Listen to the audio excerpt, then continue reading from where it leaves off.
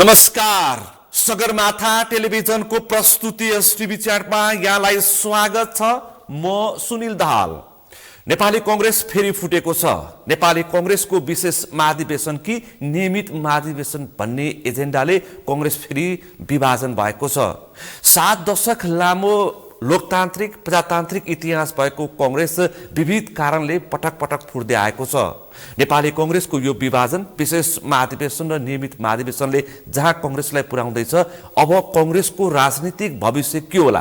किनकि 23 र 24 गतेको जेएनजी विद्रोह, त्यस पछाडिको सरकारले फागुन 21 को निर्वाचन र निर्वाचन पछाडि अब कांग्रेसको विभाजनमा कांग्रेसले अब यो फागुन 21 को निर्वाचनलाई कसरी फेस गर्छ?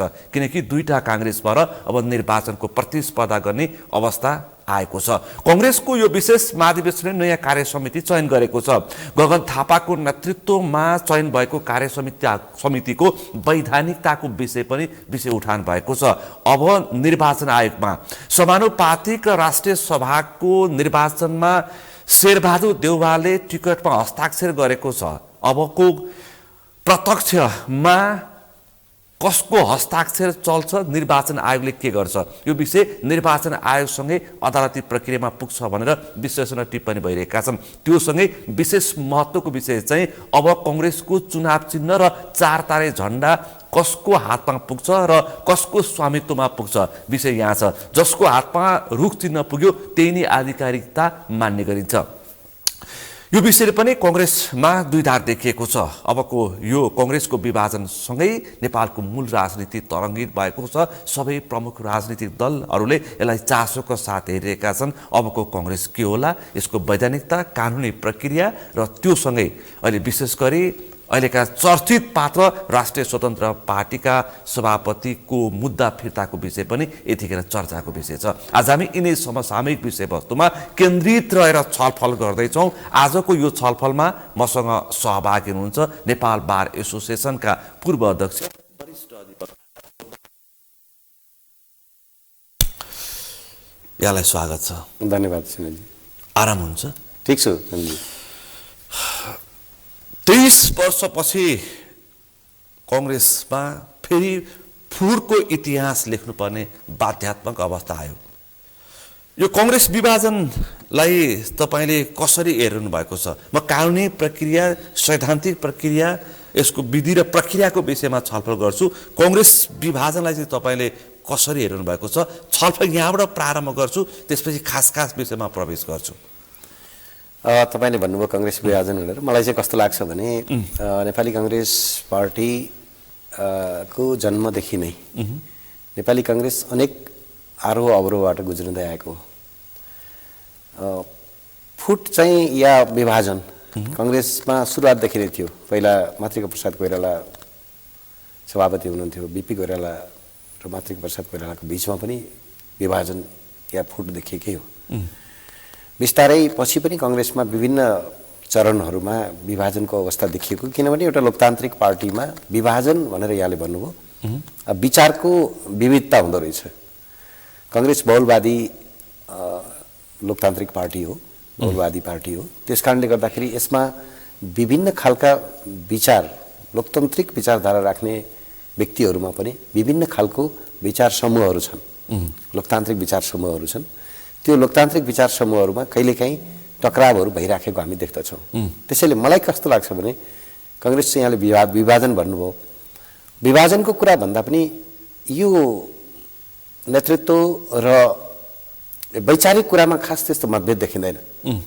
वैचारिक कुरा छ नि कांग्रेसको, कांग्रेसले अपनाउनु पर्ने मूल कुरा, त्यसमा विचार सिद्धान्तमा चाहिँ खासै त्यो खालको विभेद देखिँदैन, विवाद देखिँदैन, त्यो खालको कुनै राजनीतिक प्रतिशोध पनि देखिँदैन। तर के देखियो भन्दाखेरि नयाँ पुरानोको काम गर्ने शैली र कांग्रेसलाई चाहिँ एउटा नयाँ ढङ्गबाट चलाउनु पर्छ। परिस्थिति अनुसार जस्तो परिस्थिति आएको छ त्यो अनुसार कांग्रेसलाई एउटा नयाँ ढङ्गबाट अगाडि बढाउनु पर्छ भन्ने विभिन्न, अहिले मैले तपाईलाई भने जस्तै विभिन्न विचार समूहहरू छन् नि, उमेर समूहहरू पनि छन्, नेताको सोचको समूह पनि छ। त्यस्तो कांग्रेसभित्र विविध विचार र सोचको समूहहरू छ। त्यो समूहहरूको बिचको टकराव भयो। तपाईँले अहिले जुन भन्नुभयो नि लेजिटिमेसीको कुरा के हो भन्नुभन्दा पहिला कङ्ग्रेसलाई बुझ्दाखेरि यो छ कङ्ग्रेसभित्र। त्यसैले गर्दाखेरि कङ्ग्रेस एउटा आश्चर्य तपाईँलाई अनौठो पनि के लाग्छ भने सबैले आफ्नो मनमा लागेको कुरा बोल्न पाउँछ। त्यसकारण त कङ्ग्रेस पार्टीलाई बिन्दासको पार्टी पनि भन्छ। बिन्दास भन्दा पनि कङ्ग्रेस क्याडर बेस्ड पार्टी होइन। क्याडर बेस्ड पार्टी नभएको हुनाले तपाईँ हरेक व्यक्ति कङ्ग्रेसमा बराबर जस्तै छ। सबैले सबैको विरुद्ध बोल्न पाउँछ। सबैले सबैको विरुद्ध। कङ्ग्रेस मास पार्टी हो। मास पार्टी हो। वामपन्थीहरू जस्तो क्याडर पार्टी हो। क्याडर पार्टी होइन। तपाईँलाई धेरै आशंका गरिँदैन। तपाईँले आफ्नो कुरा राख्न पाउनुहुन्छ अनि भोलिपल्ट तपाईँ नेतृत्वमा नै हुनुहुन्छ यस्तो खालको के। त्यसैले गर्दाखेरि यहाँ के देखिएको भने कङ्ग्रेसलाई अहिले विभाजन भन्नुभन्दा पनि कङ्ग्रेसले एउटा माग पार्टीका साथीहरूबाटै भयो। के माग भयो त भन्दाखेरि विशेष महाधिवेशनको माग भयो। त्यो विशेष महाधिवेशनलाई यदि पार्टीले बेलैमा सम्बोधन गरिदिएको भए यो अवस्था आउँथ्यो भन्ने लाग्दैन मलाई। त्यो त सम्बोधन गरेन। सम्बोधन नगरिसकेपछि अब भने नि यसमा चाहिँ चुप लागेर बस्ने अवस्था त्यो अघि मैले भने जस्तै त्यो समूहको पनि थिएन। यसमा के भयो कहाँ गएर माग्ने त भन्दाखेरि निश्चय पनि यता देख्दाखेरि महामन्त्रीहरूको समर्थन थियो। दुईजना महामन्त्रीहरूको समर्थन थियो भन्ने देखियो। अब यसमा के भयो त भन्दाखेरि त्यो समर्थनमा देशभरिबाट कार्यकर्ता आएपछि पार्टी नेतृत्वले यो कुरालाई चाहिँ बुझिदिनु पर्थ्यो। यो कुरालाई बुझिदिनु पर्थ्यो। पहिला पनि जवाब त भएकै हो। अनि यसमा धेरै कानुनी कुरा गर्नुभन्दा पनि आफ्नै कार्यकर्ताको यो मनोभावना के छ भनेर बुझिदिनु पर्ने नेतृत्वको दायित्व हो कि होइन? दायित्व हो कि होइन? के भनिरहेछ त कार्यकर्ता? के भनिरहेछ जनता? के भनिरहेछ? अहिलेको यो जेनजी विद्रोह पछिको यो जुन अवस्था हो यो अवस्थामा के कुनै परिवर्तन नै हामीलाई जरुरी छैन त जस्तो भनिन्छ नि। अहिले माग त के भइरहेको थियो भन्दाखेरि कसलाई कसको फेस लिएर चाहिँ जनतामा जाने त? कसको फेस लिएर जाने? जनतामा जाँदाखेरि के एजेन्डा लिएर जाने? कसको फेसलाई हामीले चाहिँ अगाडि पस गर्ने? अब प्रश्न भन्दाखेरि सडकको आवाज भन्दाखेरि अथवा सडकमा सुनिएको शब्द सुन्दाखेरि चाहिँ आर्जुको अनुहार लिएर जाने कि रुख चिन्हमा भोट माग्न आउने? म मैले त्यो खालको चाहिँ तपाईँले भने जस्तो म कुरा गर्दिनँ। म चाहिँ के भन्छु भन्दाखेरि निश्चय पनि भोलि जनताको नेताको रूपमा भोलि नेपाली कङ्ग्रेस पार्टीले पुनः जनतालाई आश्वासन दिइरहँदाखेरि के भनेर जाने भन्ने प्रश्न उठ्यो। जेनजी विद्रोह पछि त गगन थापालाई यही प्रश्न थियो। गगनहरू के लिएर कसको अनुहार लिएर रुख चिन्हमा मत माग्न आउँछन्? अब त्यसको रिफ्लेक्सन देशभरि पर्यो। त्यसको रिफ्लेक्सन देशभरि पर्यो। कङ्ग्रेस कार्यकर्ताहरूमा पनि पर्यो। अहिले पनि छ हेर्नुहोस्। अहिले पनि तपाईँले कङ्ग्रेस जाँदै गर्दाखेरि को प्रचारमा गइदिन्छ त भन्ने कोही क्वेसन त छ नि। को प्रचारमा के भनेर जान्छ भन्ने प्रश्न छ। त्यो प्रश्न गर्दाखेरि तपाईँले सबभन्दा क्रेडिबल अनुहार देखाउनु पर्यो कि परेन? पर्यो। त्यो भन्दाखेरि बसेर एक ठाउँमा छलफल गरौँ। यो विशेष अवस्था हो। जस्तो अरू पार्टी कम्युनिस्ट पार्टी जस्तो होइन नेपाली कङ्ग्रेस। नेपाली कङ्ग्रेसमा यो छलफल अगाडि बढ्यो भनेपछि नेपाली कङ्ग्रेसको लिडरसिपले यसलाई मान्नु पर्थ्यो। त्यो मानेको देखिएन। संस्थापन पक्ष भनेको अथवा पार्टी सभापति शेरबहादुर देउवा कहाँनिर चुक्नुभयो? होइन मैले चुक्नुभयो भन्दा पनि मलाई कस्तो लाग्छ भने त्यो कुरा सुन्नु पर्थ्यो। आदरणीय सभापतिजीले त्यो कुरा सुन्नु पर्थ्यो। त्यो कुरा नसुनिसकेपछि कस्तो भयो त भन्दाखेरि कार्यकर्ताहरूले आएर काहीँ भन्ने ठाउँ त चाहियो। त्यो भन्ने ठाउँ खोज्दाखेरि पार्टीको महामन्त्रीहरूकोमा आएर उनीहरूले त्यो कुरा भने अर्थात् पार्टीको महामन्त्रीहरूले नै त्यसलाई लिड गरेर यहाँसम्म लिएर आएर एउटा महाधिवेशन भयो। त्यो महाधिवेशनको प्रोसेसमा अगाडि बढिसकेपछि फेरि त्यो महाधिवेशन होइन भन्ने आदि जस्ता कुराहरू हुन थालेपछि झन् त्यसको स्वरूप कस्तो देखियो त भन्दाखेरि विद्रोहात्मक देखियो। भनेपछि पुसको 27 देखि सुरु भएको र नयाँ नेतृत्व चयन गरेर सकिएको विशेष महाधिवेशन गगन थापाको नेतृत्वमा यो वैध कि अवैध? संस्थापन पक्ष अथवा शेरबहादुर देउवा पक्षले अवैध बनिरहेछ। यसका धेरै पक्षमा धेरै थरी मान्छेले टिप्पणी र विश्लेषण गरिरहेका छन्। तपाईँ बुझेको मान्छे, तपाईँ कङ्ग्रेस पनि बुझेको मान्छे, कङ्ग्रेसको विधान पनि बुझेको मान्छे र कङ्ग्रेसको विधानमा तपाईँको शब्द परेको पनि मान्छे। लु भन्नुहोस् त आज प्रश्न कुरा के हो भने सुन्नु न, विशेष महाधिवेशनको परिकल्पना गरेका छ विधानले। अनि विशेष महाधिवेशनको परिकल्पना गरेका छ भनेपछि विशेष महाधिवेशनको परिकल्पना गर्नको लागि दुईवटा बाटो तोक्यो। एउटा त विशेष परिस्थितिमा केन्द्रीय समितिले नै यसलाई चाहिँ बोलाउन सक्नेछ भनेर भन्यो। त्यो केन्द्रीय समितिको निर्णय गरेर बोलाएको भए पनि यो अवस्था हुन्थेन। त्यसलाई चाहिँ 14 सालको सुवर्ण शमशेरको आह्वान गरेको दृष्टान्त दिन सकिन्छ। सुवर्ण शमशेरले पहिला गर्नुभयो, पूर्व सभापति पनि हुनुहुन्थ्यो उहाँले आफै बोलाउनु भयो हैन। त्यो चाहिँ केन्द्रीय समितिले बोलायो, केन्द्रीय समितिले बोलायो, केन्द्रले बोलायो। तर यो चाहिँ केन्द्रले बोलाइसकेपछि त्यसको एक्सेप्सन अर्को यसमा राखिएको छ विधानमा, अर्को एक्सेप्सन छ। त्यो एक्सेप्सन भनेको के त भन्दाखेरि 40% महाधिवेशन प्रतिनिधिहरूले यदि माग गरे भने त्यो माग गरेमा चाहिँ यो विशेष महाधिवेशन बोलाउनु पर्नेछ भन्ने क्लज यो विधानमा उल्लेखन भएको छ। अब उल्लेखन भइसकेपछि त त्यो कुरा त बोलाइदिनु पर्यो नि त। कांग्रेस विधानको 3 महिनाभित्र कांग्रेस विधानको सत्र 2ले कांग्रेस विधानको सत्र 2ले यो कुरा उल्लेख गरिसकेपछि 3 महिनाभित्र बोलाइदिएको भए बोलाएर लिडरसिपले त त्यो कुरालाई फेस गर्नु पर्यो नि हैन र। कांग्रेस पार्टी जस्तो पार्टीमा ठिक छ 54 थियो, 58 थियो, 44 थियो, 40% भन्दा त माथि थियो। त्यो कुरा त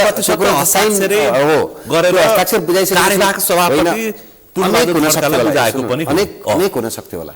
के हुन सक्थ्यो होला भने जस्तो कि पार्टी अफिसमा बोलाएर होइन तपाईको त हामी कसले सिग्नेचर गरेको हेर्छु भन्न पनि सकिन्थ्यो होला। अनेक बाटोहरू थियो नि। त्यो बाटो नअपनाइकन केही पनि होइन यो भने जस्तो गरेर गएपछि र त्यो विशेष महाधिवेशन माग भइसकेपछि केन्द्रीय समितिको बैठक एउटा अनौठो कुरा भएको छ नेपाली कांग्रेसको इतिहासमा। के भन्नुस् त? के भने 48 दिनसम्म केन्द्रीय कार्य समितिको बैठक चल्यो। 48 दिनसम्म केन्द्रीय कार्य समितिको बैठक चल्यो। 48 दिनपछि बल्ल केही निर्णयहरू भए। यस्तो हुन्छ, यो त आश्चर्यजनक कुरा भयो। केन्द्रीय समितिको बैठक 48 दिन चलिसकेपछि यस्तो के 48 दिनमा त धेरैवटा महाधिवेशन हुन सक्छ भने 48 दिनभित्र त नेकपा एमाले महाधिवेशन सकेर केपी ओलीको नेतृत्वमा नयाँ नेतृत्व भने 1 वर्ष अगाडि Nepali Congress party communist party होइन। त्यसैले गर्दाखेरि नेपाली कांग्रेस पार्टीको आफ्नै विशिष्टता छ। आज जतिसुकै कुरा गरे पनि भोलि पनि फेरि यो चाहिँ कांग्रेस पार्टी फेरि युनाइटेड भएर जान सक्छ मलाई यस्तो लाग्छ। तर के छ भने त्यो त आश्चर्यजनक भएको थियो यी कुरा बुझ्दाखेरि। अनि के कुरा उठ्न थालेको थियो भने जस्तो उठेको कुरा चाहिँ तपाईहरु मार्फत पनि भन्दाखेरि आम नेपाली कांग्रेसका साथीहरूले पनि सुन्नु होला। उही अनुहार हरेक ठाउँमा छ, हरेक पटक। म कुनै पर्टिकुलर नेतालाई आरोप लगाइरहेको छैन। उही अनुहार एउटै अहिले भाषा स्थापित भएको छ प्रकाशमानदेखि प्रकाश शरणसम्म। अब तपाईले त्यो व्यक्तिगत कुरा नगर्नु। सात भाइको जोसुकै हेर्नुस् लिडरशिप के हुनु पर्दो रहेछ भने हामीले विकसित लोकतान्त्रिक मुलुकहरुमा हेर्यौं भने पनि के देखिन्छ भने व्यक्तिले आफ्नो 1-2 अवधि 1-2-3 अवधिमा आफ्नो स्थापित गर्छ, आफ्नो क्रेडिबिलिटी स्थापित गर्छ। म कति उपयुक्त छु मुलुकका लागि, पार्टीका लागि, लोकतन्त्रका लागि म कति उपयुक्त छु भन्ने कुरा उसले केही समयमा देखाउनु पर्छ। देखाउन सकेन भने ऊ बाहिरिनु पर्छ हैन। अब एउटा व्यक्तिले पार्टीमा कुनै स्थान ग्रहण गरेपछि त्यो व्यक्तिको कति बेलासम्म स्थान त भन्दाखेरि जति बेलासम्म ऊ एकदम अन्त्य हुँदैन उसको फिजिकल्ली त्यति बेलासम्म स्थान रहने भनेपछि त अरूको के हो भयो त? त्यो फेरि कम्युनिस्टहरुमा चल्छ फेरि होला अन्तको कुरा कम्युनिस्टहरुमा। तर कांग्रेस पार्टी पुष्पकमलदार प्रचण्ड मैले थाहा पाएसम्म नेतृत्व कांग्रेस पार्टीमा हो त्यस्तो छ। तर मोहन विक्रम सिंह मैले थाहा पाएसम्म नेतृत्वमा हुनुहुन्छ। त्यो पार्टीसँग तुलना कांग्रेसको तुलना गरेर भएन। कांग्रेसको ती पार्टीहरुसँग तुलना गरेर भएन। कांग्रेस त लोकतान्त्रिक पार्टी हो नि। लोकतान्त्रिक पार्टीमा के देखिन्छ भने जस्तो अरु लोकतान्त्रिक मुलुकहरुमा तपाईले बेलायतको प्रधानमन्त्री टोनी ब्लेयर दुईपल्ट प्रधानमन्त्री बन्नुभयो। अब ओबामा अमेरिकाको ओबामा हेर्नुस् उहाँ चाहिँ दुईपटक राष्ट्रपति हुनुभयो। त्यसपछि उहाँ अहिले चाहिँ युनिभर्सिटीमा पढाउनुहुन्छ। यहाँ प्रचण्डको म्युजिकल चेयर चलिरहेछ हो। यहाँ चाहिँ के देखिनु भएन भने राजनीति नै पेशा भयो कि। अब म आउँछु यो राजनीतिक विषयमा, तर यो वैधानिकताको विषयमा के वैधानिकताको त एकदम प्रक्रिया क्लियर छ। हेर्नुस् अब नभएपछि विशेष महाधिवेशन चयन गरेको छ नेतृत्वमा। अब यसको वैधानिकता सुन्नु न, विशेष महाधिवेशन बोलायो, बोलाइसकेपछि अब सभापतिजीले यसलाई ग्रहण गर्नु पर्थ्यो या अध्यक्षता गर्नु पर्थ्यो। कार्यवाहक सभापतिजीले अध्यक्षता गर्नु पर्थ्यो। त्यो गर्नु भएन। त्यो गर्नु भएन। नगरिसकेपछि ज्येष्ठ सदस्यको अध्यक्षतामा त्यो अगाडि बढ्यो हैन। पहिलो दिनमा काठमाडौँ अध्यक्षको अध्यक्षतामा उद्घाटन समारोह भयो। भोलिपल्ट के भयो त भन्दाखेरि ज्येष्ठ सदस्यको अध्यक्षतामा त्यो प्रक्रिया अगाडि बढ्यो। यो वैधानिक प्रक्रिया हो।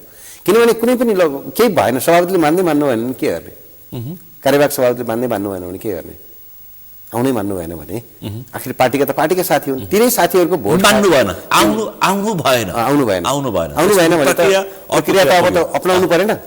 अनि त्यसपछि हलले भन्छ नि त्यो उसले यो त भोलि लेजिटिमेसीको कुरा गर्दाखेरि छानबिन गर्दाखेरि निर्वाचन आयोगमा जाला, निर्वाचन आयोगले भोलि त्यसको चाहिँ भेरिफाई गर्ला, त्यो अर्कै कुरा छ। अदालती प्रक्रियामा जाला, त्यो अर्कै छ। तर यहाँनिर के छ भने राजनीतिक कुरा गर्दाखेरि त तपाईँको ज्येष्ठ सदस्यको अध्यक्षतामा मिटिङ भयो, हिजोको समापन समारोहसम्म पनि हामीले त्यो देखेका थियौँ के अरे उसबाट टेलिभिजनहरूबाट कि मिटिङ भयो। मिटिङ भइसकेपछि त्यसले केही निर्णयहरू लियो, जस्तो कार्यविधि पास गर्यो। अब कार्यविधि थिएन भन्ने प्रश्न पनि उठिरहेछ नि, कार्यविधि के त भन्दाखेरि कार्यविधि उसैले बनायो, कार्यविधि बनाएर पास गर्यो, एजेन्डाहरू देखिरहेछौँ हामी, एजेन्डाहरू पास गर्यो, केही पपुलर एजेन्डाहरू पनि आएका छन् यसमा, दीर्घकालीन असर गर्ने खालको, पार्टीलाई असर गर्ने। यो विषय पनि आउँछु म। त्यसभन्दा अगाडि अब गगन थापाको नेतृत्व, विशेष महाधिवेशनले चुनेको नेतृत्व गगन थापा कङ्ग्रेसको पार्टी सभापति हो होइन, निश्चय पनि देखियो त अब त होइन र। सुन्नु न, अब तपाईँले 54% भन्दा बढीले आवेदन गर्यो, जहाँ 40% हुनु पर्थ्यो, 50% भन्दा बढी, 50% चाहिँ रिक्वायरमेन्ट हो, 50% भन्दा बढी सदस्य उपस्थित भएर महाधिवेशन गरे। महाधिवेशनले आफ्नो कार्यविधि क्याटेगोरिकली भएको छ, महाधिवेशनले एउटा कार्यविधि तय गर्यो, त्यो कार्यविधि अनुसार चाहिँ उसले आफ्नो काम गर्दै अगाडि बढ्यो। यो भन्नु होला फेरि विधान त अर्कै छ नि त भनेर भन्नु होला, त्यो होइन, कसैलाई त्यसले आफै तय गर्दै गएर अनि बढेको। त्यसैले के देखियो त भन्दाखेरि त्यसैले गर्दाखेरि यो विशेष महाधिवेशन, विशेष महाधिवेशन कङ्ग्रेस पार्टी सभापति संस्थापन पक्ष भनेर जो बसिरहनु भएको छ शेरबहादुर देवासी कङ्ग्रेसको पार्टी सभापति यो अहिलेको घडीमा हो कि होइन? महाधिवेशनले त्यो कुरा चाहिँ खारेज गर्यो। पछि महाधिवेशनले विशेष महाधिवेशन शेरबहादुर देउवाको कार्य समिति भङ्ग भइसक्यो। हजुर, त्यो खारेज गरेर अब अहिले के भयो त भन्दाखेरि गगन थापाको सभापतित्वमा नयाँ कार्य समिति निर्माण भयो। यही नै आधिकारिकता। यस अब यो कुराको आधिकारिकताको तपाईँले यो कुरा खोजिरहनु भएको छ, यो कुरा त डिक्लेयर भइसक्यो त, डिक्लेयर भइसक्यो। अब निर्वाचन आयोगले के गर्ला? निर्वाचन आयोगले यो चाहिँ काङ्ग्रेसको विधान अनुसारको तपाईँले भन्नुभयो, अब निर्वाचन आयोगको विधान अनुसार कानुन अनुसार चाहिँ के हुन्छ? निर्वाचन आयोगले झन्डा त जसले पनि प्रयोग गर्न पाउँछ, अरू टुटेर निर्वाचन आयोगको म भनौँ निर्वाचन केन्द्रीय कार्य समिति भनेको चाहिँ केन्द्रीय कार्य समितिको निर्वाचन महाधिवेशनबाट हुन्छ होइन। केन्द्रीय कार्य समितिको निर्वाचन महाधिवेशनबाट हुन्छ भने विशेष महाधिवेशनले कार्यविधि अपनाएर अब पुरानो कार्य समिति छैन, नयाँ कार्य समिति भयो र नयाँ कार्य समितिमा हामीले यो कार्यविधि पास गरेर हामी अगाडि बढ्यौँ भनिसकेपछि अब निर्वाचन आयोगमा के हुन्छ त भन्दाखेरि यो कुरा महाधिवेशन बहुमत महाधिवेशन प्रतिनिधि हुँदाहुँदै बहुमत महाधिवेशन प्रतिनिधिले यो कुरा अगाडि बढाउँदै अब होइन अल्पमतमा परेको केन्द्रीय कार्य समिति छ भन्नेतिर यदि लाग्यो भने यो डेमोक्रेटिक मूल्य अनुसारको हुन्छ कि हुँदैन, यो कहीँ लेखा छैन। तर यो कुरा त देखियो नि त, अब यो कुरा टटकाएर उठेको उठेन। भोलि हामी कानुन व्यवसायी हौँ, वकिल हौँ, हामी अदालतमा बहस गरौँला, निर्वाचन आयोगमा पनि बहस गरौँला, यो कुराको बहस पैरवी होला। तर प्रश्न के हो भने एउटा ठुलो नैतिकताको पनि त प्रश्न छ नि, होइन र? प्रत्येक संस्था चल्दाखेरि सुन्नुहोस् न, सङ्ख्यामा अल्पमत देखिएको विषयवस्तुलाई प्ली गरेर तै बहुमत हो भन्नेतिर लाग्छ कि सङ्ख्यामा बहुमत देखेकोलाई बहुमत हो भनेर भन्छ। तर यो कार्य समिति आउनुभन्दा अगाडि नै महामन्त्री द्वय गगन थापा र विश्वप्रकाश शर्मा र एकजना सहमहामन्त्रीलाई त कारबाही गरिसकेका छ नि त, त्यो पत्र निर्वाचन आयोग पठाइएको छ। अब कारबाही भइसकेका मान्छेहरू पार्टीको नेतृत्व अब तपाईँलाई म एउटा कुरा सोध्छु भनेर प्रश्न उठाएको छ। सुन्नु न, एउटा कुरा सोध्छु, अन्त यो पार्टीको कुरा यति धेरै तपाईँले लेजिटिमेसीको कुरा गरे हुनाले, संविधान कानुनको कुरा गरे हुनाले मैले यो कुरा भने, तर यति धेरै अन्तरमा पस्नुपर्छ कि पर्दैन भन्ने। तर म तपाईँलाई एउटा कुरा भनौँ, विशेष महाधिवेशन भयो कि भएन? त्यो पत्रले त के पनि भन्छ भने विशेष महाधिवेशनै भएन भन्छ। जस्तो जनताले निर्वाचन आयोगले असन्तुष्ट पक्षको भेला भन्छ अनि देउवा पक्ष हामीले उसमा त विशेष महाधिवेशन नै देख्यौँ भनेपछि विशेष महाधिवेशन पनि भएन भनेर भन्दा हुन्छ होला, त्यस्तो भन्नु भएन। निर्वाचन आयोगले पनि यो कुरा हेर्ला नि त। निर्वाचन आयोगले कि यो जम्मै कुरा हेर्दैन, यो विशेष महाधिवेशन होइन भनिदिन्छ र? भ्रिकुटी मण्डपलाई हेर्छ कि हेर्दैन निर्वाचन आयोगले? किन त्यो संख्या नहेरेर पाइन्छ? दलीय व्यवस्थामा दलीय यो हेर्नुहोस्, संविधान नै दलीय संविधान हो। यो लोकतान्त्रिक संविधान हो, तर कस्तो दलीय व्यवस्थालाई अंगीकार गरेको संविधान हो। हालाकि अहिले हामी अनेक विषयमा अदालतमा छौँ। इभन यही सरकारको विषयमा, लेजिटिमेसीको विषयमा अदालतमा छौँ। अहिलेको संसद पुनर्स्थापना हुने कि नहुने भन्ने विषयमा अदालतमा छौँ, होइन? त्यसैले म तपाईँलाई के भन्छु भने यसले सबै कुरा हेर्नुपर्छ। निर्वाचन आयोग कि निरपेक्ष निर्वाचन आयोग एकदम यो हेर्दै नहेर्नुपर्ने निर्वाचन आयोग हो र निर्वाचन आयोगले सबै कुराको इभ्यालुएसन गर्छ। सबैको, जसरी तपाईँले अघि भन्नुभयो नि, यो भेला हो, यो चाहिँ भेला हो, होइन पनि होइन, कुनै महाधिवेशन नै भएको छैन भनेर गगन थापा र विश्वप्रकाशलाई कारबाही गरिएको छ भन्ने कुराको पत्र जाने सँगसँगै यो महाधिवेशन हामी यसरी गर्दैछौँ, यसले नेतृत्व पनि परिवर्तन गर्दैछ, होइन भन्ने कुरा पनि निर्वाचन आयोगमा दर्ता भएको छ भन्ने सुनेको छु मैले। भनेपछि त दोहोरै कुरा छ त। त्यसैले यो कुराको लेजिटिमेसी त हेर्नु पर्यो नि। कसरी हेर्नु त? निर्वाचन आयोगले हेर्ने चाहिँ कसरी? पछि निर्वाचन आयोगले भ्रिकुटी मण्डपको सभालाई पनि हेर्नुपर्छ, तर किन विधिलाई पनि हेर्नुपर्छ, त्यो प्रक्रियालाई पनि। जस्तो त्यसो भए अस्ति केपी ओली अध्यक्ष निर्वाचित हुनुभयो, त्यो सभालाई हेरेन, विवाद थिएन, त्यसकारण मानियो होला भन्नु होला तपाईँले। हेरेको त त्यही सभाबाट आएको नि त, के कुनै त्यहाँ चाहिँ तर विवाद भयो पनि दुई पक्ष नि स्वतःफूर्त प्रतिस्पर्धा भएको थियो। ठिक छ, ठुलो पक्ष त बाहिर पनि छ नि, पक्षहरू हुन्छन् होला। त्यो त्यसैले त विवाद परेपछि अलि असजिलो निर्वाचन आयोगलाई भन्ने कारण यही हो नि त। उनले हेरिदिनु पर्यो नि त। अब यसमा हेर्ने तरिका के होला भन्दाखेरि बहुमत महाधिवेशन प्रतिनिधि थियो कि थिएन, गणपूरक सङ्ख्या पुगेको थियो कि थिएन? गणपूरक सङ्ख्या पुगेको थियो। त्यो कसरी प्रमाणित गर्ने? त्यो त प्रमाणित गर्ने बुझाइसकेपछि निर्वाचन आयोगले हेर्छ नि। अब सुन्नु न, बहुमत सदस्यले त्यो प्रकाशित गरेपछि मेरो होइन, मेरो यो थिएन भन्ने मान्छे कोही आउला नि त? थिएन भने यो सिग्नेचर मेरो होइन। हिजोकै कुरा भयो कि यो।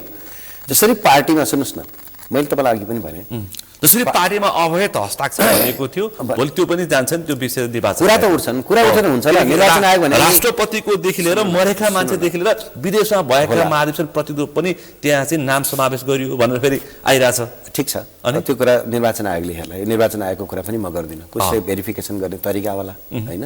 यत्रो ठुलो लोकतान्त्रिक पार्टीको भएको यत्रो ठुलो अधिवेशनलाई पनि होइन भनेर भन्न सक्ने अवस्था मलाई लाग्दैन। तपाईँले आम मान्छेको, तपाईँ हाम्रो यो कुराकानी धेरै मान्छेले चासोको साथ हेरिरहेछन्। अहिले काङ्ग्रेस विभाजन अथवा काङ्ग्रेसको यो खालको विवाद आम मानिसको लागि पनि चासोको विषय बनेको छ। भेरिफाई कसरी गर्छ? तपाईँलाई म एउटा कुरा भन्छु, अरू कुरा होला, यो महाधिवेशन हुनुहुन्थेन भयो, या यो महाधिवेशन नै होइन भेला हो अनि भनेको कुरा भन्दै पनि कसैले पनि त्यो 50% कटेको छैन भनेर भनेको छैन। तपाईँले देख्नु भएको छ कहीँ 50% चाहिँ कटाएको छैन भनेर कोही भनेको छैन। भन त यो कुरा छैन, 56% पुग्यो भने हेर्नुहोस्, यो लोकतान्त्रिक पार्टी हो। यो लोकतान्त्रिक पार्टीमा कुनै पनि कुरा तपाईँको सडकमै राखेर, टेबलमै राखेर, सार्वजनिक रूपमा जब सिग्नेचर गरेर व्यक्तिभित्र गएको छ नि, भने तपाईँ कसरी यसलाई झुट हो भनेर भन्न सक्नुहुन्छ र? निर्वाचन आयोगले महासमिति सदस्यलाई लाइन लगाएर अनि महाधिवेशन प्रतिनिधिलाई, महासमिति सदस्यलाई लाइन लगाएर भेरिफिकेसन गर्न सक्छ? जस्तो अदालतमा भयो नि एकपल्ट, त्यो प्रोसेसमा जान्छ जस्तो मलाई लाग्दैन। त्यो किन संसदहरू भए पनि एक तहको हुन्थ्यो। अब त्यो 5000 नेपाली काङ्ग्रेसका महाधिवेशन प्रतिनिधिलाई तपाईँ लाइनमा आउनुहोस्, तपाईँ लाइनमा आउनुहोस्, 45-46 छन्, 47-43 अहिले 150 मर्ने भयो होला, या मानव 4500 हाराहारीमा भएको महाधिवेशन प्रतिनिधिलाई लाइन लगाउँछ भन्ने मलाई लाग्दैन। एक भन्छ उसले हस्ताक्षरै हेर्छ, केही त हेर्नु पर्यो नि त, होइन र? के हेर्नु पर्यो? अब त्यसैले गर्दाखेरि मलाई कस्तो लाग्छ भने यसलाई तपाईँले केही होइन भन्न सक्ने परिस्थिति छैन। मैले यति मात्रै तपाईँलाई भन्छु। अब अर्को चासोको विषय, हिजोदेखि सामाजिक सञ्जालदेखि सबैतिर यो विषय अत्यन्तै महत्त्वका साथ पाइरहेको छ।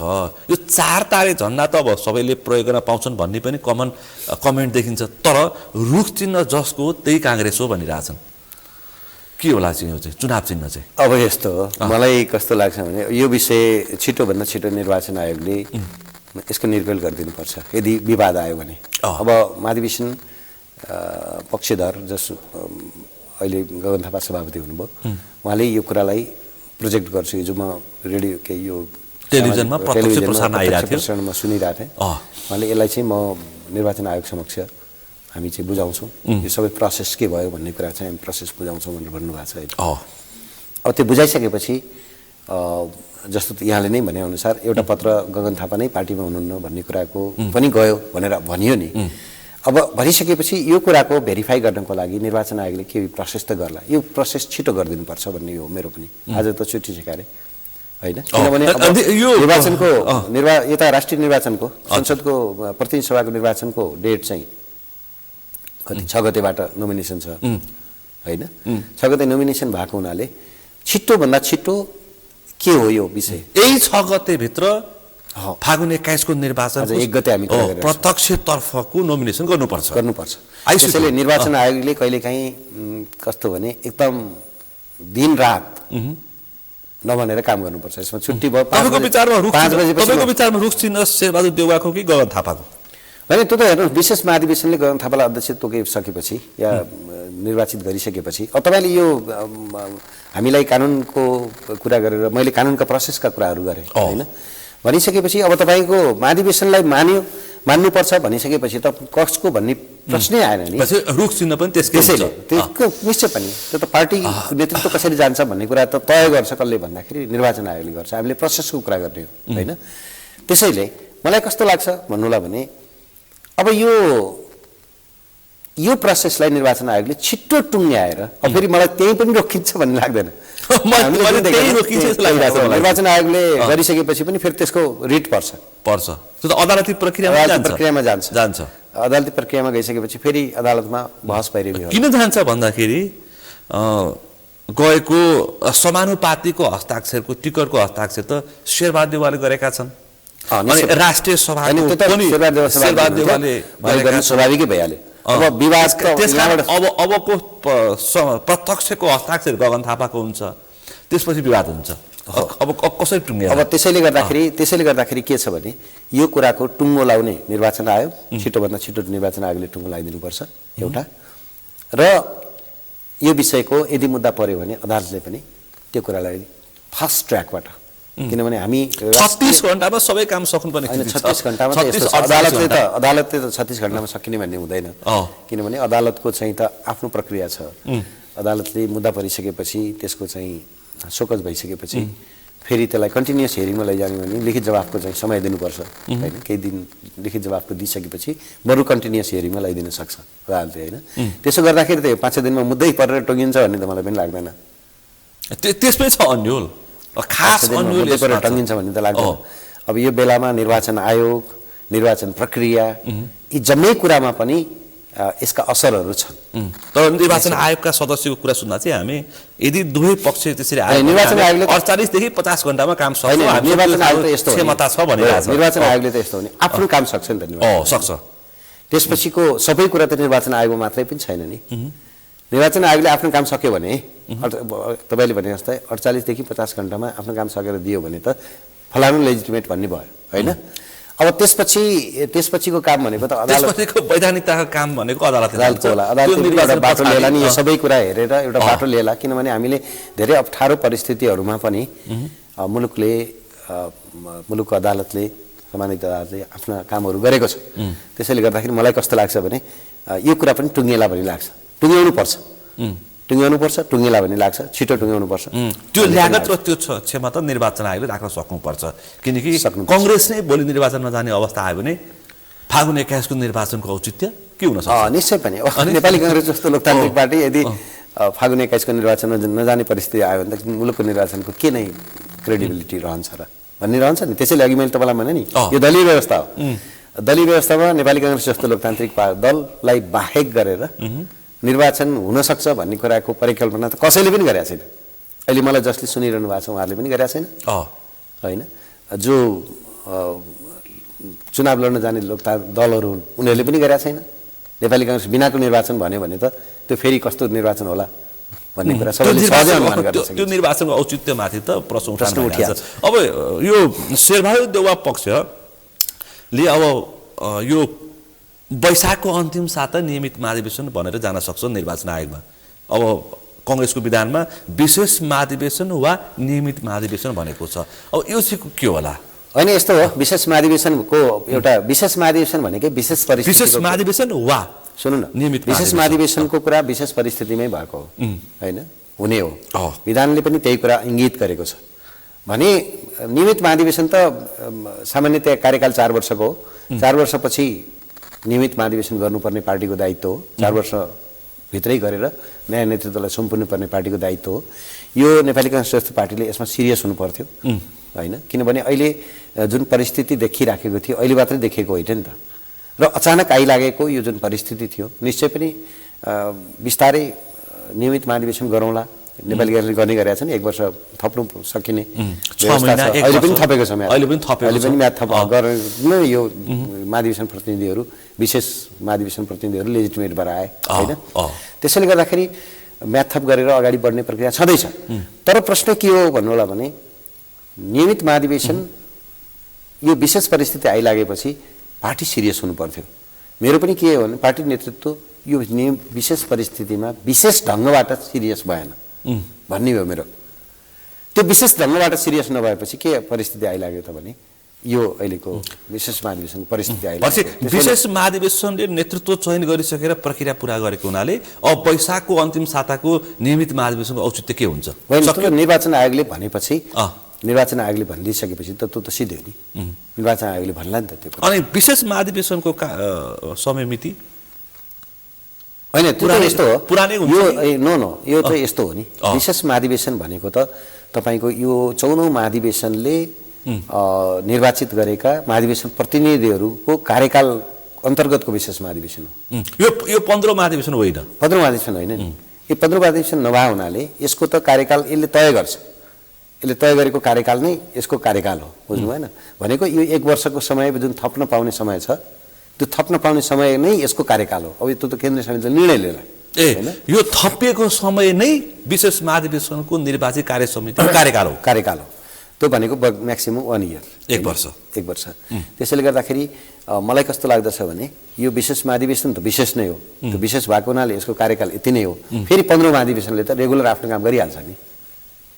अनि फेरि वैशाखको अन्तिम साता नियमित महाधिवेशन भयो भने अब हेर्नुहोस् यो सबै कुरा निश्चय पनि भयो भने अब त्यो त पहिला त निर्वाचन, मैले तपाईँलाई भने नि पार्टीको लेजिटिमेसीको कुरा निर्वाचन आयोगबाट र यो उसबाट टुङ्गिसकेपछि के भन्छ कोर्टबाट टुङ्गिसकेपछि त उसले त एउटा कोर्स लिइहाल्छ नि। त्यसपछि तपाईँ र मेरो फेरि अर्को छलफलको आवश्यकता पर्छ होइन, गरौँला त्यसपछि के भन। यो यस्तो मैले अहिले जुन प्रोसेसको कुरा गरेँ नि तपाईँलाई, प्रोसेसको कुरा गर्दाखेरि अहिले त कसले दिने त, कसले दिने त भन्दाखेरि त्यसको त राज्यको निकाय छ नि, संवैधानिक अङ्ग निर्वाचन आयोग हो।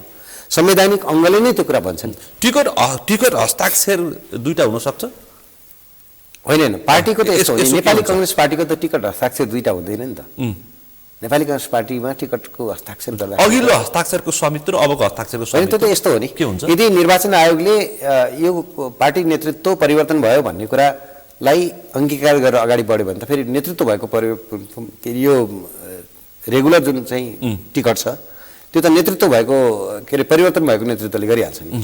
अघिल्लोले मान्यता पनि पाउँछ, पछिल्लोले मान्यता पाउँछ होइन के हुन्छ? अघिल्लोले गरेको त्यो जति बेलासम्म निर्वाचन आयोगले केही कुरा भन्दैन, निर्वाचन आयोगले भनिसकेपछि पुरानै नेतृत्व हो भन्यो भने पुरानैको कन्टिन्यू रहने भयो होइन। नयाँ नेतृत्व आइसक्यो भन्ने कुरा निर्वाचन आयोगले मानेपछि त नयाँले फेरि सिग्नेचर गरिहाल्छ।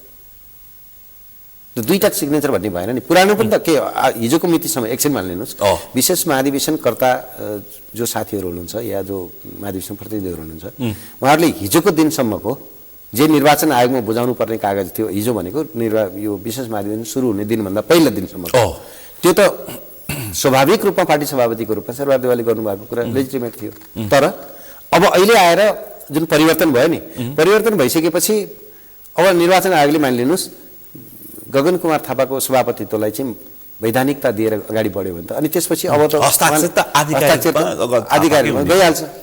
भनेपछि यो त तपाईँले यो सबै कुरा निर्वाचन आयोगको निर्णयमा यो पनि पक्ष विपक्ष बुझेका जानेका बुझेको छु भन्नेहरू कानुन बुझेका पढेका मान्छेले यसलाई पनि पक्ष विपक्षमा बहस गरिरहेछन् त्यसका मान्छेहरू अन्यलमा छन् यही हो यही प्रक्रिया यही हो मैले तपाईँलाई प्रक्रिया भने बाँकी निर्वाचन आयोगले के गर्छ भन्ने कुरा मैले भन्न सक्ने कुरो भएन त्यो आयोगको जिम्मा कुरा आयोगको जिम्मा हो तर आयोगले आयोगको निर्णय आइसकेपछि फेरि तपाईँ हाम्रो अर्को कार्यक्रमको आयोजना हुन्छ निश्चय पनि त्यसमा बहस होला पैरवी होला आयोगले आफ्नो प्रक्रिया अपनाउला होइन तर प्रश्न के हो भने कहाँ गएर टुङ्गिन्छ त भन्दाखेरि त्यहाँ गएर टुङ्गिन्छ अब टुङ्गिसकेपछि निर्वाचन आयोगले गगन थापालाई रुक्सिन देला अदालती प्रक्रियामा जाला फेरि अदालतले उल्टाइदियो भने के होला भन्ने पनि प्रश्न छ अब यो जम्मै कुरा कोणबाट छलफल भइरहेछ निश्चय पनि होइन यो टाइम समयको कुराले यो समय जुन एकदम फागुन 21 को निर्वाचनको समयको कुराले गर्दाखेरि यो धेरै कुराहरू भइरहेको नत्र अहिले तपाईँ हामी कुरा गर्दै गर्दाखेरि 1 महिना जतिको पनि समय रहिदिएको भए निर्वाचनको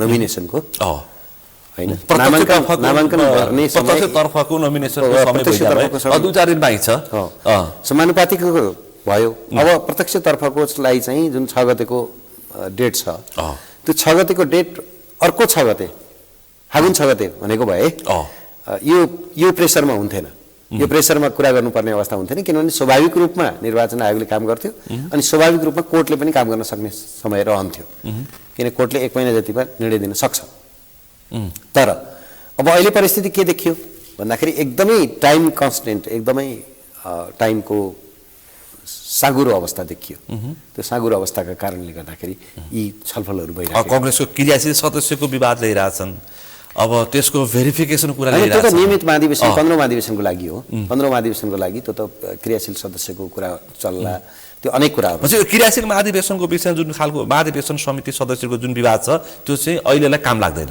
अहिले होइन नि यो त विशेष यो त 14 महाधिवेशन वालाको कुरा भयो हुनाले यो विशेष महाधिवेशन 14 महाधिवेशनको महाधिवेशन प्रतिनिधिहरूबाट आएको कुरा हो क्रियाशील सदस्यताको अब जुन विवाद तपाईले भनिरहनु भएको छ यो सबै चाहिँ 15 महाधिवेशनको लागि हो 15 महाधिवेशनको लागि छुट्टै प्रोसेस अगाडि बढ्छ कांग्रेसको विधान पढेका जानेका बुझेका मान्छेले दुई थरी व्याख्या गर्दै हिँडेछन् यो चाहिँ के हो तपाईको एउटा व्याख्या तपाईको एउटा वर्षन आयो हैन अब फेरि अर्को थरी मान्छेहरु चाहिँ फेरि उल्टो कुरा गर्छ हैन नि यस्तो हो नि तपाईलाई म एउटा कुरा भनौं अहिलेको यो तपाईँ र म आज कुरा गरिरहेको विषय जुन विशेष महाधिवेशन भनेको छ त्यो विशेष को विषय हो विशेष महाधिवेशन कुन विशेष महाधिवेशन हो त हिजो सम्पन्न भएको भन्दाखेरि यो चाहिँ 14 महाधिवेशनका महाधिवेशन प्रतिनिधिहरूले जम्मा भएर भेला जम्मा भएर गरेको विशेष महाधिवेशन हो ठीक छ विशेष परिस्थितिमा विशेष समयमा विशेष परिस्थिति भनेको कारण भयो विशेष परिस्थिति विशेष दुर्घटनाको कारणले सुन्नु न विशेष परिस्थिति भनेको कारण भयो यो कारणले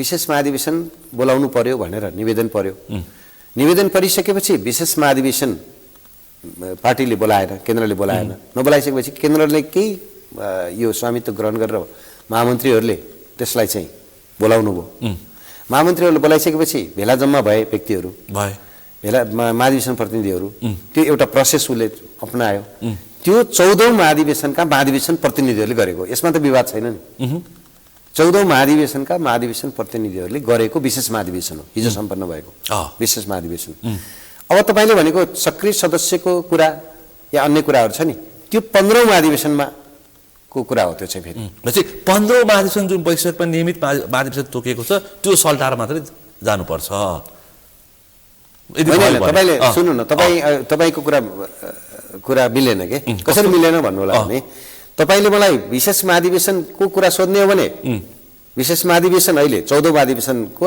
महाधिवेशन प्रतिनिधिहरू भेला जम्मा यी देखेका समस्याहरू जति छन् नि क्रियाशील सदस्य लगायतका विषयहरू क्रियाशील सदस्य 15 महाधिवेशन यो विशेष महाधिवेशन लागू हुँदैन यो विशेष महाधिवेशन भनेको चाहिँ 14 त्यो क्रियाशीलको विवाद टुङ्ग्याएर 14 महाधिवेशनले 14 महाधिवेशन गरिसकेपछि हैन कम्प्लिट भएको कुरा हो र त्यसपछि अब यो विशेष महाधिवेशन कुन महाधिवेशन प्रतिनिधिहरूबाट भयो त भन्दाखेरि 14 महाधिवेशनबाट हैन अब कांग्रेसको 15 महाधिवेशन त भएको छैन कांग्रेसको 15 महाधिवेशनको प्रोसेस सुरुवात भएको थियो तर के भयो त भन्दाखेरि त्यो फेरि उता सर्यो भनेर भनियो हैन वैशाखमा सर्यो भनेर निर्वाचन पछाडी हो अब त्यो भनिसकेपछि अब तपाईले बरु एउटा कुरा के भन्न सक्नुहुन्छ भने कुन नेतृत्वले गर्छ 15 महाधिवेशन भनेर भन्न सक्नुहुन्छ यो प्रश्न पनि उठाएको छ त्यो प्रश्न उठायो त्यो सुन्नु न त्यो त निर्वाचन आयोगले तय गरेपछि हुने हो नि त संवैधानिक आयोग छ नि हामीसँग संवैधानिक आयोगले तय गरिसकेपछि जसलाई पार्टी नेतृत्व भन्छ कोर्टको प्रोसेसबाट टुङ्गिएपछि जो पार्टी नेतृत्व भनेर भन्छ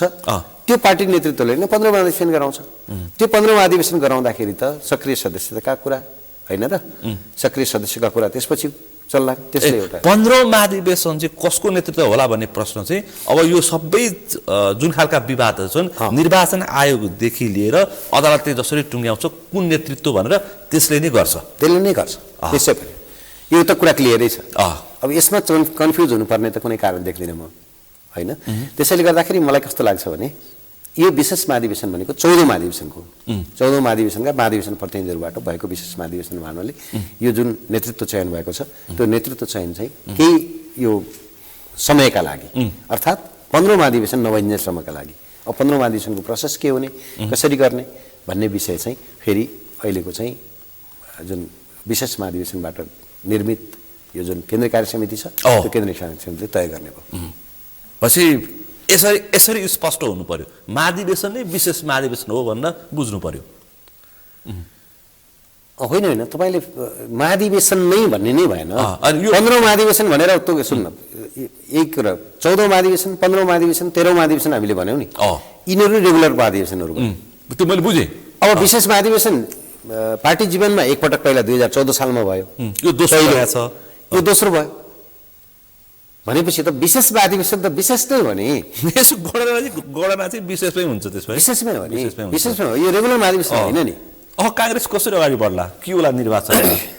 अब मलाई कस्तो लाग्छ भने तपाईँ कांग्रेस अघि विभाजनको पनि कुरा गर्नु भएको कांग्रेस किनकि 8वटा बुँदा आइरहेछ हैन गगन थापालाई प्रधानमन्त्री भावी प्रधानमन्त्रीको रूपमा प्रस्तुत गरेर जस्तो इन्डियातिर अरू देशमा गरिन्छ जस्तो नेपालमा पनि बालन शाहलाई राष्ट्रिय स्वतन्त्र पार्टीले भावी प्रधानमन्त्री वरिष्ठ नेतालाई भावी प्रधानमन्त्री भनेर घोषणा गरेर निर्वाचन जाने तय गरेको छ। गगन थापालाई त्यही गरिएको छ अहिले भनिएको छ। त्यो सँगै अब वामपन्थी लगायत कुनै पनि दलसँग अब कांग्रेसले चुनावी गठबन्धन गर्दैन भनिएको छ। लगायतका 8वटा बुँदाहरू छन्। अब कांग्रेस कसरी अगाडि बढ्ला। हैन यस्तो तपाईले भनेको कुरा चाहिँ कस्तो लाग्यो भने पार्टी नेतृत्वले या केन्द्रीय कार्य समितिले निर्णय तय गर्ने कुराहरू नि हैन। अब यो 8वटा बुँदा भनेको हिजोको जति बेलासम्म मिलाउने कुरा भइरहेको थियो नि त्यति बेलासम्मका कुरा हुन् जस्तो लाग्यो मलाई चाहिँ। तपाईले भन्नुभएको चाहिँ यो अहिले आएर मिसिँदैन यो कुरा। हिजोदेखि त एउटा निर्णय भइसक्यो एउटा निर्णय भएर केन्द्रीय कार्य समिति आइसक्यो। केन्द्रीय कार्य समिति आइसकेपछि त केन्द्रीय कार्य समितिले नै कसरी अगाडि बढ्ने भन्ने कुरा होला। बिफोर द्याट यो प्रोसेसहरू हुन्छ भन्ने लागेको मलाई चाहिँ। बिफोर द्याट यो प्रोसेसहरू के हुन त पार्टी एकसाथ चल्छ। पार्टीले उता निर्वाचन आयोगमा नि लडाइँ लडिरहेको छ होइन यता आफ्नो काम पनि अगाडि बढाइरहेको छ। पार्टी त शान्त त बस्दैन। त्यसैले गर्दाखेरि अब त पार्टी शान्त बस्न कुरै छैन। यसरी अगाडि बढ्छ भन्ने लाग्छ। जहाँसम्म यदि यो चाहिँ विभाजनको कुरा या दुईटा पार्टीको कुरा उठेछ भने त्यो कुरा तय गर्ने संवैधानिक निकाय छ त्यसले संवैधानिक निकायले तय गर्छ। पार्टी कार्यालयदेखि लिएर चुनाव चिन्हसम्म त त्यो निकायले टुङ्गाइसके पछाडि मात्रै हुन्छ त्यो हुने भयो। त्यसैले गर्दाखेरि मलाई कस्तो लाग्दछ भने यो अरू कुरा राजनीतिक कुराहरू चाहिँ को प्रधानमन्त्री बनेर जाने निश्चय पनि के हुनुपर्छ भन्ने मलाई पनि लाग्छ भने को त नेता भावी नेता को हो उसले कसरी मुलुक चलाउँछ भन्ने कुराको त ब्ल्याक एन्ड व्हाइट आउनुपर्छ नि लोकतन्त्रमा। यदि देश बनाउने हो भने देश बनाउने हो भने इच्छा छ। अब यो अहिलेको परिस्थितिमा हामीले फलानुलाई नेतृत्व मान्यौँ नेतृत्व हो हाम्रो फलानु हो र फलानु नेतृत्वले चाहिँ हामी यो कामहरू गर्छ मुलुकलाई यसरी अगाडि बढाउँछ मुलुकको आर्थिक अवस्थालाई यसरी अगाडि बढाउँछ मुलुकको राजनीतिक सामाजिक व्यवस्थालाई यसरी बनाउँछ होइन पार्टीको आन्तरिक कुराहरूलाई यसरी बनाउँछ भन्ने यी सबै एजेन्डागत रूपमा जाँदाखेरि त त्यो नेतृत्वले त भन्नु पर्यो नि। उसैलाई भरोसा गरेर जस्तो कि यो पार्टीमा जाने हो या मुलुकले विश्वास गर्ने हो जनताले विश्वास गर्ने हो किन सबै यो जनता नै सबैभन्दा सार्वभौम छ नि। अन्तिम निर्णय र अन्तिम विश्वास भनेको नागरिक हो नेपाली जनता हो। नागरिकले विश्वास के आधारमा लिने भन्नका लागि त नेतृत्वलाई हेरेर लिने हो नि। नेतृत्वले के गर्छ त अब आगामी नेतृत्व फलान जस्तो तपाईँले नाम लिनुभयो अघि बालन शाहको त्यस्तै एकातर्फ उहाँ हुनुहुन्छ भने अर्कोतर्फ हरेक पार्टी एमाले भनिसक्यो यदि बहुमत ल्यायो भने केपीओले प्रधानमन्त्री भनिसक्यो भने कांग्रेसले फलानलाई भन्ने नै भयो भने कांग्रेसले फलानलाई भन्दाखेरि म यो ढङ्गबाट मुलुक अगाडि बढाउँछु भनेर जानु पर्यो। सबै पार्टीहरूले तरिका पनि यही हो तरिका पनि के हो भने लोकतान्त्रिक व्यवस्थामा प्रत्येक पार्टी जो लिडरसिपमा जाने खालको छ उसले मेरो लिडर फलानु हो, के को लिडर हो, पार्टीको लिडर फलानु हो, मुलुकको लिडर फलानु भन्न सक्छ। अनि फलानु भनिसकेपछि यो लिडरले देश अगाडि बढाउँदाखेरि, देशको नेतृत्व गर्दाखेरि यी कामहरू हुन्छ भनेर घोषणा गरेर जानुपर्छ। तर शेरबहादुर देउवालाई निर्वाचनमा भागै लिन नपाउने तपाईँ फर्किनुभयो, यो कुरा टुङ्गिसक्यो। हामीले जुन विषय डिस्कस गऱ्यौँ यो डिस्कसनबाट यो कुरा टुङ्गिसकेको छ होइन। मैले आफ्नो प्रोसेसको यो निर्वाचन संसदीय निर्वाचन कङ्ग्रेसभित्रको विवाद र कङ्ग्रेसभित्रको चाहिँ प्रोसेस टुङ्गिएपछि कङ्ग्रेसले आफ्नो लिडर तोकेर जाने कुरा छँदैछ होइन। प्रत्येक यो शक्तिले आफ्नो कुरा राख्ने कुरा छँदैछ होइन। त्यो कङ्ग्रेसभित्रको विवादको कुरा भयो। मुलुकको चाहिँ सन्दर्भमा त जो प्रधानमन्त्री कङ्ग्रेसको विवादको पनि कुरा उठाउँछु। यो प्रक्रियामा चुक्यो शेरबहादुर देउवा कि चुक्यो डाक्टर शेखर कोइराला कि तपाईँलाई के लाग्छ? को चुक्यो को चुकेन?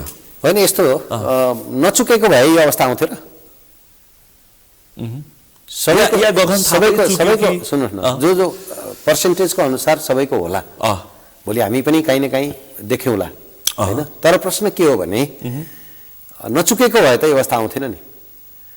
तपाईँले के ठानिदिनु पर्यो भने नेपाली काङ्ग्रेस, मैले अघि तपाईँलाई सुरुवातमा एउटा कुरो भनेको थिएँ, त्यो तपाईँले कति याद गरिरहेको छु मैले। हरेक ठाउँमा त्यो व्यक्ति कति बेलासम्म लिडरमा भन्दाखेरि सधैँ भन्ने प्रश्न उठ्यो कि तपाईँ पार्लियामेन्टमा हेर्नुहोस् त्यही अनुहारहरू छ, पार्टीको केन्द्रीय कार्य समिति हेर्नुहोस् त्यही उही अनुहार छ। मैले थाहा पाउन्जेल यी नेताहरू छन्। नै मैले कसैलाई आरोप पनि गरिरहेको छु। चुनाव जितेर भएको छ नि फेरि हुन त निर्वाचन प्रक्रिया। तर के भयो भने जनताले यो कार्यकर्ताले पनि एउटा होप लिएर अगाडि बसेको एउटा आशा भन्छ नि, राजनीतिमा आशा हुनुपर्छ। जस्तो तपाईँ राजनीतिमा लाग्नुभयो भने तपाईँ के आशाका साथ लाग्नुहुन्छ भने म एक दिन देशलाई नेतृत्व गर्छु, म यहाँ पुग्छु, मन्त्री बन्छु, प्रधानमन्त्री बन्छु, म देशलाई यो नेतृत्व गरेर यहाँ पुर्याउँछु भन्ने ढङ्गले लाग्ने हो नि त। पक्कै पनि एउटा मिसन, पार्टीमा एउटा मिसन र भिजन। पार्टीको चाहिँ सिस्टममा के देखियो भन्दाखेरि अहिलेको कङ्ग्रेसप्रतिको एउटा नेतृत्वप्रतिको वितृष्णा पनि के हो भने सधैँ तपाईँ नै हुने त भन्ने प्रश्न आयो कि लिडरसिप कहिले परिवर्तन हुने त?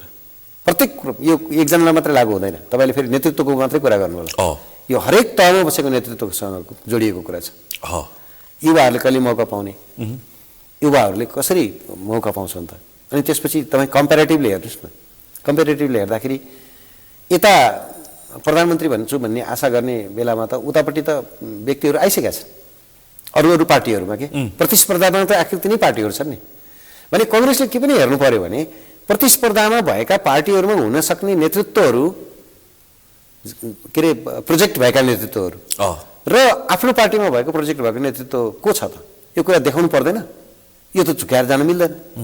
को हो त मेरो नेतृत्व फलानु हो भनेर भन्नु पर्यो नि त। भन्छन् कङ्ग्रेसहरू यति लामो इतिहास पुगेको शेरबहादुर देउवालाई मिनिमाइज गर्न पाइन्छ पनि पाइँदैन, त्यो नसे पनि मिनिमाइज गर्न पाइँदैन। तर नेतृत्वमा हेर्नुहोस्, एक दुईवटा कुरा कसरी पनि हेर्नुपर्छ भन्ने लाग्यो मलाई भने भारतमा जो मान्छे त्यो अहिलेको बिजेपी छ नि, बिजेपी पार्टीको भारतीय जनता पार्टीको अध्यक्ष बन्छ, धेरै ठुलो महत्त्व हुँदैन। तर प्रधानमन्त्री फलानु भनेर तोकेर जान्छ। त्यसरी गर्न सकिँदो रहेछ कि। त्यसैले हामीले के गर्न सकेनौँ भने यो एउटा प्र्याक्टिस गर्न खोजेको हुनाले नेपालीहरूलाई अनि त्यसै विभिन्न पार्टीका कार्यकर्तालाई अलिकति अनौठो र नौलो लागिरहेको छ। पार्टी जीवनमा यो कुरा आउँछ, नौलो लागिरहेको छ। म तपाईँलाई के भनौँ भने यो अहिले जे भइरहेछ नि, यो पनि पार्टी जीवनमा आएको एउटा महत्त्वपूर्ण चेन्ज हो। मलाई सुनेर पनि कतिपय साथीहरूलाई या कतिपय व्यक्तित्वहरूलाई रिस उठाए पनि हुनसक्छ, स्वाभाविक हुनसक्छ। तर अब यो तथ्य तपाईँ कसरी झुट बनाउन सक्नुहुन्छ? राजनीति पेसा हुन सक्दैन क्या सुनिलजी। राजनीति पेसा र व्यवसाय राजनीति पेसा र व्यवसाय होइन, सक्दैन। तर राजनीति पेसा र व्यवसाय होइन। तपाईँले राजनीति गरे तापत अनि तपाईँको अब के गर्ने, मैले के गर्ने त, अब म यहाँसम्म राजनीतिमा लागेँ, अब म केही नगर्ने, घरमा गएर सुत्ने भने यो होइन। तपाईँको पेसाहरू नै हुनुपर्छ, तपाईँको व्यवसायहरू नै हुनुपर्छ। राजनीतिमा रिटायरमेन्ट लिनुपर्छ। राजनीति सेवा हो, राजनीति सेवा हो। तर यहाँ सेवामा तपाईँले क्रेडिबिलिटी सुन्नु न, क्रेडिबिलिटी हो। यो बिस्तारै सुरुवात हुन्छ अब। यसैको यो अहिले जुन भइरहेछ नि, यसैको चाहिँ डिस्कसन त हो नि। पक्कै पनि यसैको डिस्कसन हो, डिस्कसन भन्छु म यसलाई। ल जसले अहिले मैले भनिरहेको कुरा जसले सुनिरहनु भएको छ, एकपटक एकपटक आँखा चिम्म गरेर आफैसँग सोध्नुहोस् त, के राजनीति पेसा हो? के राजनीति पेसा होइन भने तपाईँले यसलाई पेसा बनाउन पाउनुहुन्छ? के राजनीति व्यवसाय हो? के राजनीति व्यवसाय हो? अनि यो त जनताको लागि गरिने एउटा सेवा हो। अँ तपाईँको भिजन हो राजनीति भने, त्यही भिजनले देश चल्ने हो। तपाईँको भिजन सधैँ भन्ने हुँदैन नि भने यो अटोक्रेटिक सिस्टम हो र। सुन्नु न, यो निरङ्कुश पद्धति हो र। काङ्ग्रेसमा अब चाहिँ सुधार आउन सक्छ, काङ्ग्रेस सुध्रिन सक्छ त मलाई लाग्छ। हेर्नुहोस्, काङ्ग्रेस सुध्रिएन भने त मुलुकलाई ठुलो नोक्सान हुन्छ। काङ्ग्रेस सुध्रिनै पर्छ। काङ्ग्रेस, मलाई विश्वास पनि के छ भने काङ्ग्रेस सुध्रिन्छ, काङ्ग्रेस सुध्रिन्छ। त्यसैले गर्दाखेरि मलाई कस्तो लाग्दछ भन्नुलाई भने कि राजनीतिलाई अरू युवा वर्गलाई, जस्तो युवा वर्ग आउनुपर्छ भन्ने कुरा त अहिले यो परिवर्तनले पनि देखायो नि। त्यो जबरजस्त देखायो। यो परिवर्तन भएकै छैन। जेएनजी विद्रोहलाई मान्दिन भन्ने आत्मकारी भन्नेहरूले पनि आफ्नो महाधिवेशनमा युवालाई समावेश गरे भनेपछि तपाईँले यो परिवर्तनलाई मान्ने कि नमान्ने? मान्नु ठिक छ। यसले एकातिर दुईटा कुरा भएको छ, देश पनि ध्वंस बनाइदिएछ। त्यो आरोप लागेको मान्छेहरूले पनि भोलि जनतामा जवाफ दिनुपर्छ, त्यो पनि फेस गर्नुपर्छ। हेर्नुहोस्, जेल तोडिएका छ, 5,000 मान्छे भागेका छन्। त्यसमा लिडरसिप गर्ने मान्छेले पनि भोलि जनतालाई जवाफ दिनुपर्छ। जनताले त सोध्छ, सोध्दैन? नाबालक मारिएले पनि जवाफ दिनु पर्छ। सबै कुराको जवाफ हुन्छ, अनि सबै कुराको जवाफ बस्न पाइँदैन, सबै कुराको जवाफ दिनुपर्छ। हो, त्यसैले त मैले भनेको नि, यसो गर्दाखेरि अस्तिको जुन केही पनि होइन भनेर भन्ने पक्षमा म छैन। हेर्नुहोस्, यसले ठुलो चेतमा परिवर्तन ल्याइदिएछ। चेत भनिन्छ नि। अब अलिक त फरक प्रसङ्ग, अब फागुन 21 को निर्वाचन आयो, संसद पुनर्स्थापनाको विषय ठिक कि बेठिक गर्नुपर्छ कि पर्दैन भनेर अदालतले निर्णय दिन सकेका छैन। यो पनि अन्याय भएन?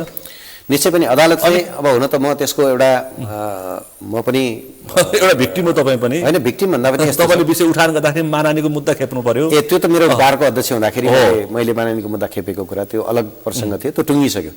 त्यो अब के यो नपुग्ने, दाबी नपुग्ने भनेर तपाईँले भोलि आत्मकथा लेख्दाखेरि त्यो पनि जोडिन्छ। निश्चय पनि फैसला नपुग्ने भनेर भइसक्यो। तर मैले तपाईँलाई के भनेको भने यो अहिलेको जुन परिवर्तनको कुरा छ नि, यो परिवर्तनको कुरा गर्दाखेरि सबैले के अङ्गीकार गर्नुपर्छ भन्ने मलाई लाग्छ भने अदालतले पनि के बुझिदिनुपर्छ भने यी विषयहरू छन् भने यो त छिटो टुङ्गाइदिनु पर्ने विषय थियो नि, टुङ्गेन। हेर्नुहोस्, अनि अब अहिले के यसमा अलिकति थ्रेट पनि म अदालतले थ्रेट पनि फिल गरेको महसुस भएको छ हामीलाई। प्रधान न्यायाधीशको केही दिनदेखिका लगातार अभिव्यक्तिहरू, होइन, अभिव्यक्तिहरू, मिटिङहरू, तपाईँहरूसँग पनि मिटिङ भयो, पत्रकारसँग भयो, बार एसोसिएसनसँग भयो, होइन, अरूसँग नागरिक समाजसँग पनि उहाँ मिटिङ गरिरहनु भएको छ नि। त्यसबाट के भएको छ भने अहिले यो एकदमै गलत के भएको छ भने न्यायाधीशहरूलाई थ्रेट गर्ने, न्यायाधीशहरूलाई थ्रेट भइरहेछ। तैँले खबरदार तँ यसो निर्णय गर्लास्, उसो निर्णय गर्लास् भन्ने भइरहेछ, होइन? यो गलत हो। हेर्नुहोस्, स्वतन्त्र न्यायपालिका कसले आगो झोस्यो, र आगो झोस्नेहरूलाई आज एकपटक सोच्लान्। अब कारवाही त यस्तै रहेछ, कारवाही त हामीले देखेनौँ। तर अब के छ भने सोच्लान्। आज स्वतन्त्र न्यायपालिका यो चलाउने पक्षको म होइन, चलाउनु पनि हुन्न, त्यो न्यायोचित हुन्न। तर कार्यपालिका, व्यवस्थापिका र न्यायपालिका तिनटै प्रति चाहिँ मान्छेहरूको एक किसिमको असन्तुष्टि चाहिँ थियो। निश्चय पनि त्यो त हेर्नुहोस् न, त्यो तिनै पक्षले विसङ्गतिको कुरा त नेपाल बार एसोसिएसनमा हामीले उठाएको होइन र त्यही गरे बापत मैले माननीयको मुद्दा बगाएँ, होइन? हो। अनि त्यसैले गर्दाखेरि म तपाईँलाई एउटा कुरा के भनौँ भने विसङ्गति छ, विकृति छ भनेर त्यो विकृति हटाउने कि अदालत जलाइदिने? विकृति हटाउने। अनि अदालत जलाएर तपाईँले कसलाई नोक्सान भयो? विकृति भित्राउनेलाई हटाउने हो। त्यो त्यसको लागि त सर्ट प्रोसेस होइन नि त, त्यो त लामो समयसम्म सिस्टमिक चेन्ज गर्नु पर्यो त्यसका लागि। जस्तो न्याय परिषद छ, होइन, न्यायिक नेतृत्वले गर्न सक्ने न्यायिक नेतृत्व कसरी प्रवेश गराउने भन्ने कुरा होला। तपाईँले उठाएको विषय अहिले सान्दर्भिक हो भने ठानिरहेको छु, होइन? सान्दर्भिक सुन्नुहोस्, म फेरि जलाउने पक्षको होइन, विधानसभासँग लगेर म आफ्नो विषयलाई जोड्दिनँ। त्यहाँ भन्न खोजेको विसङ्गति अदालत सुधार्ने, अदालत प्रतिको अविश्वास, अदालत प्रतिका विभिन्न लान्छना र अदालतलाई सुधार्ने मौका चाहिँ यो। निश्चय पनि अब अहिले के छ भने विसङ्गति हटाउने हो, अदालतलाई नै जलाइदिने होइन। अदालत जलाएर हामीले के गर्यौँ? हामीसँग भएको इतिहास सबै जलायौँ, मिसिल जलायौँ। त्यो बेइमानी भयो, होइन? बेइमानी भयो नि, त्यो अपराध भयो, अपराध भयो नि। त्यो अपराधले कसलाई फाइदा भयो त? अपराधीहरूलाई, हाम्रो मुलुकलाई, अपराधीहरूलाई फाइदा भयो, होइन? अब अपराधीहरूलाई तपाईँले भन्नुहुन्छ हामी चाहिँ अभियोग लागेका व्यक्तिहरू जसको मुद्दाको छिनोफानो हुनु पर्थ्यो, अब त्यसको प्रमाण जलाइदिएर अनि तपाईँको मुलुक सबै मुलुक बन्यो भनेपछि त अदालत जलाएर त सभ्यताभन्दा ब्याक जाँदो रहेछ नि त पछाडि फर्क्यौँ हामी त्यसकारण अपराधीहरूलाई पनि कारबाही हुनु पर्यो अदालतको न्यायमा अपराध गर्नेहरूलाई पनि कारबाही हुनु पर्यो निश्चय पनि तर यहाँ म कस्तो तर्कहरू पनि सुन्छु भने यस्ता अदालत फेरि बन्छन् ढुङ्गा माटो त बन्ला हेर्नुहोस् तर अदालतभित्र जे जलेको छ नि त्यो त अदालतभित्रका मिसिल जुन जलेको छ नि इतिहास जुन जलेको छ इतिहास र भावना फेरि त भावनाको मात्र कुरा होइन इतिहास र भावना कहिले फर्किँदैन त्यो इतिहास तपाईँले जलाएर के गर्ने अनि भोलि जसले शासन गर्ला या जो अदालतमा आउला उसलाई त्यो इतिहास चाहिन्छ कि चाहिँदैन चाहिन्छ अनि त्यो इतिहास जलाइदिएर के गर्ने अब त्यसै सिंहदरबार जलाउनु भयो कसको सम्पत्ति जल्यो सिंहदरबार जलाएर नेपालकै सम्पत्ति जलायो नेपालकै इतिहास जलायो होइन नेपालीको संसद भनेपछि एकै तर यसमा एउटा कुरा एकदम हेर्नुपर्ने कुरा के छ सुनिलजी भने अब यो कसले गर्यो जलाएको 24 गते हो एकै दिनमा व्यवस्थापिका न्यायपालिका व्यवस्थापिका तिनटै जलेको छ र राष्ट्रपति भवन हिजोको